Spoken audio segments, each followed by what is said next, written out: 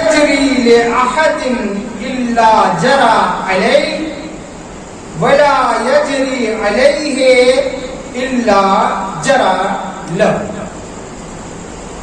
کوئی شخص ایسا نہیں ہے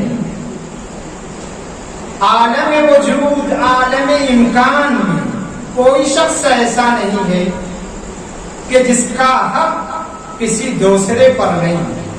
کوئی دوسرا ایسا نہیں ہے کہ جس کا حق اس کی گردن پر ہے. یعنی یہاں پہ تقابلی حق کو بیان کیا جا رہا ہے. یعنی حق متقابل چاہتا ہے. اگر آپ یہ کہیں کہ ان کے اوپر میرا حق ہے تو مولا کے کلام کی روشنی میں اور حقیقت کی روشنی میں اس کا بھی حق آپ کی گردن پر ہے. یہ عالم امکان کی بات ہے, عالم وجود کی بات نہیں ہو رہی. عالم امکان کی بات ہے کہ عالم امکان میں اگر کسی شخص کا حق کسی دوسرے پر ہے تو اس دوسرے کا بھی حق اس کی گردن پر ہے. اب یہ عالم امکان میں انسان کے اوپر اگر کسی غیر انسان کا حق ہے تو اس غیر انسان کے اوپر اس انسان کا بھی حق. یہ بحث بہت ہی گسترتا ہے, بہت وسیع ہے. حقوق کی بحث بہت وسیع ہے جس کو حقوق کی فہرست چاہیے وہ مولا امام سجاد حضرت زین العابدین علیہ السلام کہ آپ نے مخلوقات کے حقوق کو بیان کیا ہے کہ جسے رسالۃ الحقوق کے نام سے شائع کیا گیا. اب یہ مجھے نہیں پتا کہ آیا اس کا اردو میں ترجمہ ہے یا نہیں. اگر بہرحال یہ فارسی میں ہے اور اس کا یہ عربی میں ہے اور اس کا فارسی میں ترجمہ موجود ہے. جس کسی کو حقوق کے بارے میں معلومات حاصل کرنی ہے وہ رسالہ حقوق امام سجاد ضرور. حتیٰ ظالم اور مظلوم کے کیا حقوق ہیں اور مظلوم پر ظالم کے کیا حقوق ہیں یہ بھی ہماری سمجھ سے ظالم کا کوئی حق ہو سکتا ہے مظلوم کو؟ اس نے تو اپنے سارے حق گوا ظلم, مگر اس نے ظالم کا حق مظلوم پر بھی ہے اور مظلوم کا حق ظالم. رسالۃ الحقوق امام سے چاہتا ہے.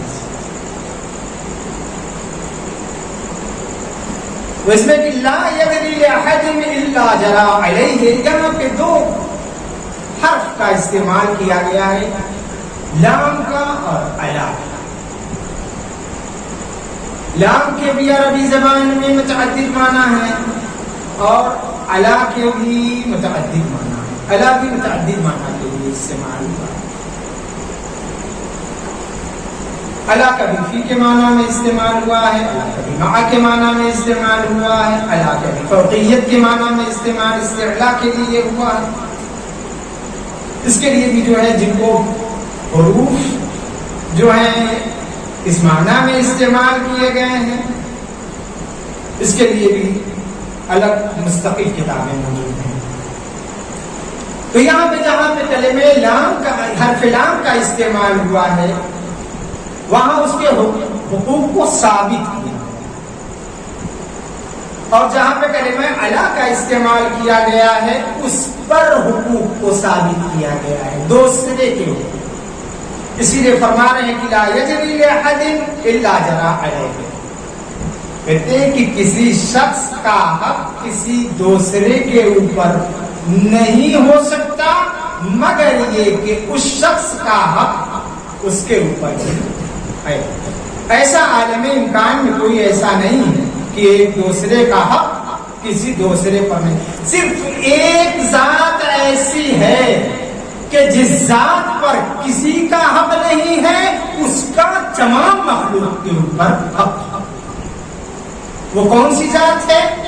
وہ ذات وحدہ لا شریک باری تعالی حضرت حق سبحانہ تبارک و تعالی کی ذات ہے کہ جس کے اوپر تمام مخلوق، کل کائنات، تمام عالم کے اوپر اس کا حق ہے، لیکن اس پر کسی کا کیوں حق نہیں ہے؟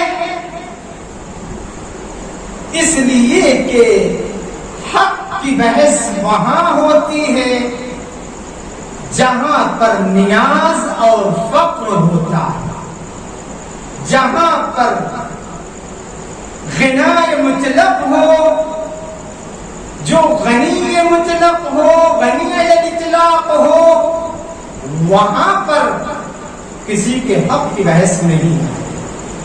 خداوند غنی مطلق ہے، بقیہ تمام مخلوقات فقیر محض، یعنی صرف اور صرف یہ محتاج۔ تو جہاں پہ فقر اور محتاج ہوگا وہاں پر ایک دوسرے کے حقوق کی بحث چلے گی، لیکن جہاں پر غنا ہو، بے نیازی ہو، وہاں پر حقوق کی بحث نہیں چلے گی۔ جہاں پر حقوق فقط اور فقط ایک طرفہ، جہاں پہ غنا ہے وہاں پر حقوق کی بحث ایک طرفہ ہے، لیکن جہاں پہ فقر، احتیاج، محتاجگی، نیاز یہ ہے، وہاں پر حقوق کی بحث دو طرفہ، دونوں طرف کا حق ایک دوسرے کے